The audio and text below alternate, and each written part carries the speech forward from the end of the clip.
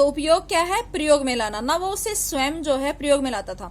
देखो हमारे बड़े बूढ़े क्या कहते हैं कि अगर आप धन को खर्चोगे तो धन आएगा, अगर आप उस पर कुंडली मार के बैठ गए तो वो धन वहीं रुक जाएगा।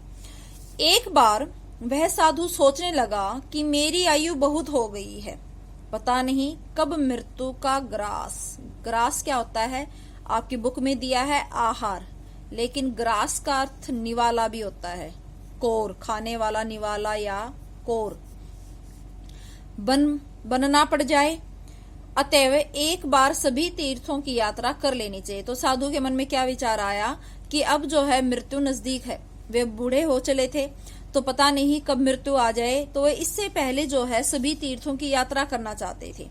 इसी प्रकार परोपकार भी हो जाएगा। परोपकार क्या होता है, पर प्लस में उपकार, पर प्लस उपकार।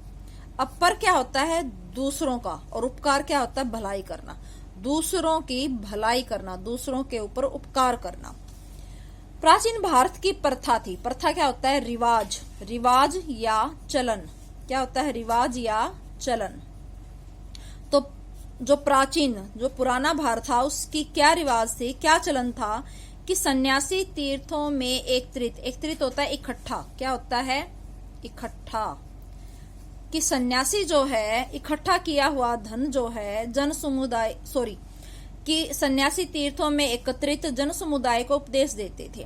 तो जो मंडली होती थी लोगों की, वो जगह जगह पर रुकते थे और उन्हें जो है वे लोगों को जो है उपदेश देते थे। कैसे उपदेश, जो नैतिक शिक्षा से संबंधित होते थे, दूसरों की भलाई के लिए जो है लोगों को वो उपदेश देते थे। उनकी विविध समस्याओं को वे सुलझाने का यत्न करते थे, प्रयास, यत्न। इस प्रकार वे जन कल्याण, कल्याण क्या होता है, भलाई, और जन क्या होता है, लोगों की भलाई हेतु अपने उत्तरदायित्व का निर्वाह, निर्वाह क्या होता है, गुजारा। वैसे तो निर्वाह का अर्थ क्या होता है, गुजारा, लेकिन यहाँ निर्वाह का अर्थ क्या है कि वो अपने उस कर्तव्य को निभाते थे। आत्मानंद ने यात्रा की पूरी तैयारी कर ली थी। अपने वस्त्र और सत्तू जो है एक तरह का जो आपका जौ से बनने वाला होता है ना, उससे क्या है कि शरीर को ठंडक मिलती है, उसको हम सत्तू बोलते हैं। जौ का जो पानी होता है उसको, जौ को पीसकर उससे बनाया जाता है। उसने एक पोटली में बांध लिए, अपने वस्त्र और सत्तू जो है पोटली में बांध लिए। कुछ धार्मिक पुस्तकें, जप करने की माला आदि भी उसने अपने साथ रख ली।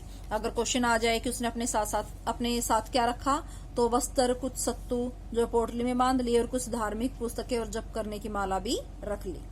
अपनी स्वर्ण मुद्राओं की थैली भी उसने उसी पोटली में छिपाकर रख ली थी। पीठ पर पोटली लादे एक हाथ में कमंडल और एक हाथ में लाठी लेकर वह गंगा नदी के किनारे किनारे पद यात्रा, पद क्या होता है, पैदल यात्रा करने लगे। इस प्रकार मार्ग में चलते रुकते आत्मानंद कुछ दिनों बाद 7 ऋषियों के तपस्थली सप्त सरोवर जा पहुंचा। कहाँ जा पहुंचे वे, 7 ऋषियों की जो तपस्थली थी, वहां सप्त सरोवर पर जा पहुंचे। वहां 1-2 दिन रुकने के बाद उसे बद्रीनाथ जाना था। अब तक रास्ता तो सीधा साधा था, पर वह गंगा के किनारे चलता रहा था। मार्ग में अनेक तीर्थ यात्री भी मिलते रहे थे, परंतु अब उसे पहाड़ों की दुर्गम क्या होता है, मुश्किल, कठिन चट्टानें भी चढ़नी थी, चट्टानें, पर्वतों की चढ़ाई जो है करनी थी।